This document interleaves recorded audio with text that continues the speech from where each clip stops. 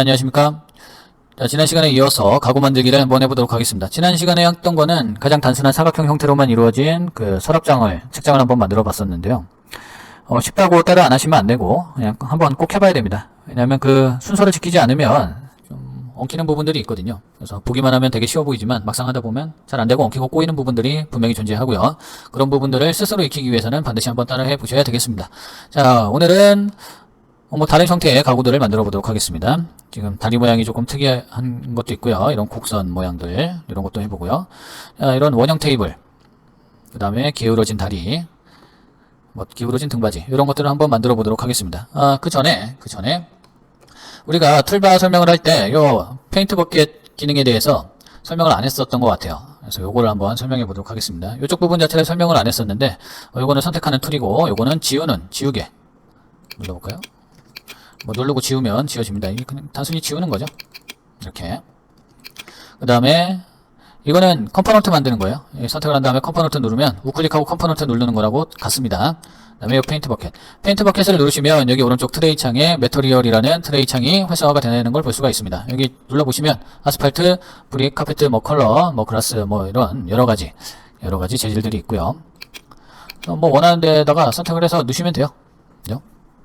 원하는 재질 선택해서 넣으시면 됩니다. 자, 그런데 요거를 요 재질을 넣는 방법에 대해서 좀 설명을 드리고 이제 시작을 좀 해보도록 하죠. 자, 일단 마음에 드는 걸 선택하신 다음에 클릭을 해서 원하는 데다가 클릭을 해서 이렇게 넣으시면 돼요. 근데 우리가 덩어리로 되어 있는 그 물체를 이렇게 하나하나씩 선마다 이렇게 찍어가지고 놓기가 좀 번거롭지 않습니까? 예, 번거롭고요. 그 다음에 같은 덩어리에 묶여있지 않아도 이렇게 원래 같은 재질이었던, 지금 핑크색으로 칠해놨던, 이 핑크색으로 칠해놨던 같은 재질 다 같이 요 노란 약간 좀 연한 나무색으로 했었는데 갑자기 이 재질을 전체를 다 진한 색으로 바꾸고 싶다, 이럴 때도 있잖아요. 이럴 때 한 번에 바꾸는 방법에 대해서 좀 설명을 드리도록 할게요. 우선은 Shift 키를 누르면 지금 페인트 버켓 통 밑에 빨간색 점 3개가 찍히는 걸 볼 수가 있을 겁니다. 눌렀고 안 눌렀고, 눌렀고 안 눌렀고. 그 다음에 컨트롤 키를 눌러도 점 3개가 보이실 거고요. 그 다음에 컨트롤 키하고 시프트 키를 동시에 누르면 이렇게 점 2개가 생기는 게 보이실 겁니다. 자, 여기 어떻게 다르냐면 일단 컨트롤 키는 하나에 묶여져 있는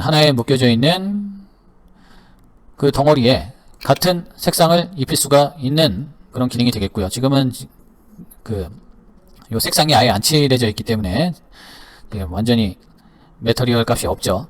요 상태에서 컨트롤 키를 누르고 핑크색을 한번 눌러볼게요.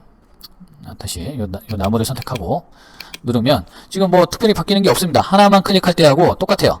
이거는 왜냐면 이 재질이 지금 떨어져 있기 때문이죠. 근데 Shift 키를 누른 상태에서 누르게 되면 이 재질이 떨어져 있든 같이 있든 이 핑크색 재질, 요 같은 재질은 한 번에 다 바뀌는 요런 기능이 요 Shift 키 기능이 되겠고요. 자, Shift 키하고 컨트롤 키를 같이 누르게 되면 이 빨간 점이 2개가 떨어져서 이렇게 되어 있는데 똑같이 누르게 되면 요 같은 덩어리 안에서 같은 재질, 요 같은 묶음 안에서 얘하고 얘는 떨어져 있잖아요. 그죠? 요 같은 객체 안에서 같은 재질 길이만 바꿀 때는 컨트롤 시프트 키를 누르면 이렇게 바뀌게 되고요. 그 다음에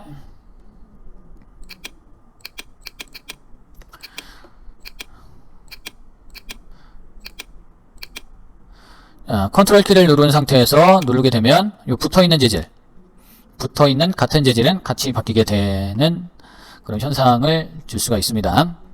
그래서 컨트롤 키 누르고 여기 누르면 얘만 바뀌죠. 근데 시프트 키 누르고 바꾸면 전체 다 바뀌고, 컨트롤 시프트 키 누르고 여기를 누르면 요 2개만 이렇게 변경이 되겠습니다. 이게 별 필요 없어 보이는 것처럼 보일지 몰라도 나중에 재질 줄 때는 이거 하나하나씩 클릭해가면서 하면은 되게 복잡하고 힘들어요.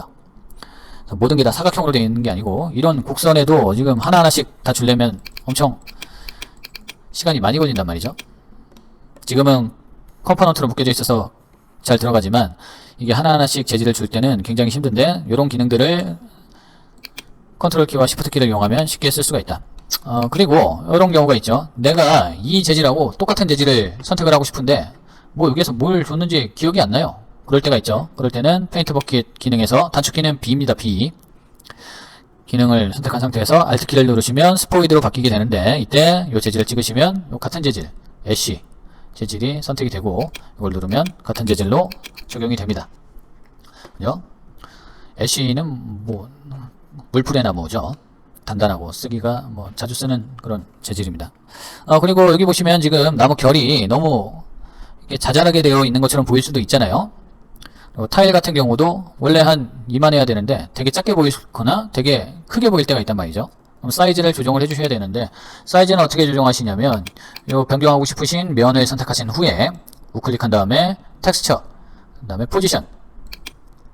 포지션을 누르면 이렇게 점 4개가 나옵니다. 그죠? 이 빨간색은 위치를 변경하는 거고요. 위치 변경. 그 다음에 이 초록색은 확대, 축소가 되는 거죠. 크기를 이걸로 조절하시면 되겠어요. 동일 비율로 확대, 축소가 되고요. 이 파란색은 찌그러뜨리는 거죠. 초록색은 동일 비율이고, 파란색은 요 세로 방향으로만 지금 움직이는 걸 볼 수가 있습니다. 선생님, 그럼 가로 방향으로만 하고 싶은데 그거 어떡하나요? 그러면 이 초록색 잡고 이렇게 돌리면 되죠.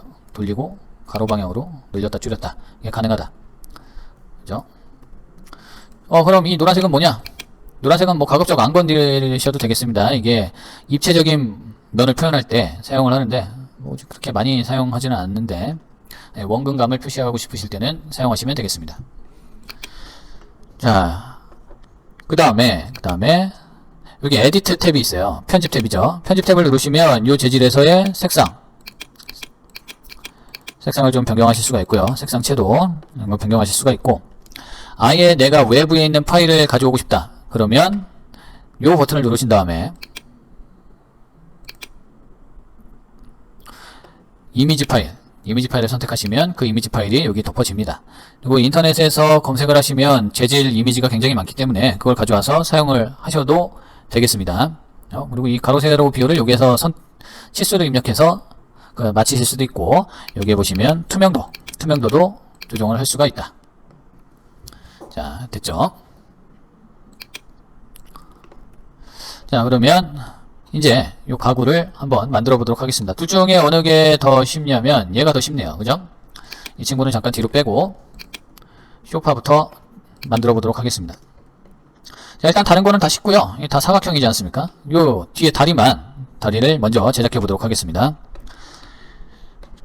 자, 우선 얘를 잘 봐야 되니까 요 위치를 딱 요만큼 딱 측면에서 정확하게 바라보고 싶을 때는 마우스로 조정하시는 게 아니고, 지난번에 배웠듯이 여기 우클릭해서 뷰 툴바를 꺼내신 다음에 푸시, 위에서 아래로 보는 거, 정면, 측면, 이런 것들 조절을 할 수가 있겠죠. 그래서 측면을 일단 보겠습니다. 측면 여기 있네요.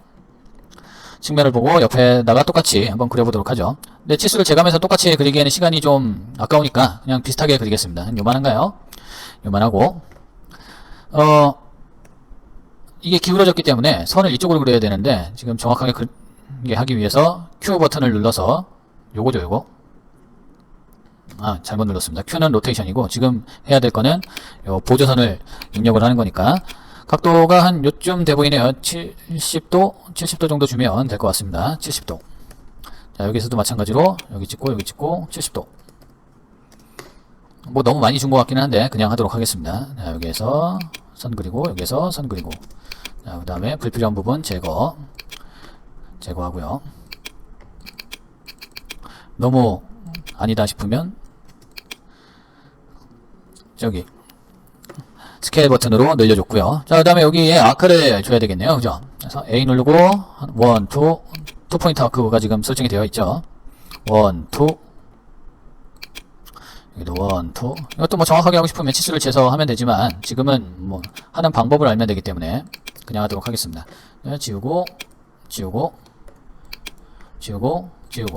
이것도 캐드하고 마찬가지로 왼쪽에서 오른쪽으로 드래그를 하게 되면 실선으로 표시되면서 완전히 이 사각형 안에 들어와 있는 요소들만 선택이 되고, 우측에서 좌측으로 가면 점선으로 표시되면서 이 박스가 점선으로 표시되면서 걸치기만 해도 이렇게 선택이 됩니다.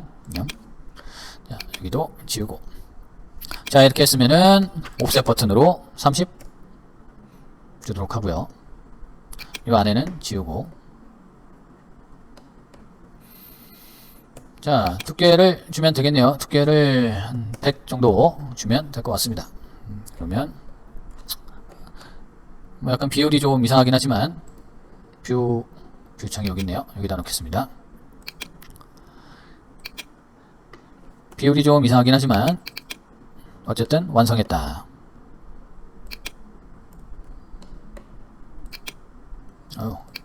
여기 전체 선택이 안 돼서 그렇죠?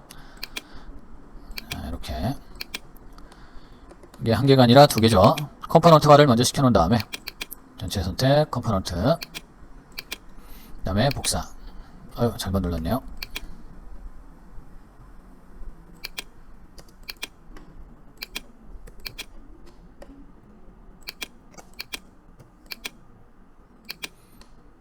자, 그 다음에 복사가 엉뚱한 대로 됐네요. 이게 3D이기 때문에 여러분들 뭐 그려놓고 갖다 놓는다던가 아니면 이렇게 복사할 때도 좀 신경을 써줘야 되겠습니다. 복사를 다시 할게요. 이 빨간색으로 지금 표시가 되고 있잖아요. 이때 클릭을 하셔야 정확하게 X축 좌표로 이동이 되는 거고요. 그 다음에 사각형을 그리고 높이 값을 30 주고 얘도 컴포넌트화를 시킨 후에 위로 올리겠습니다.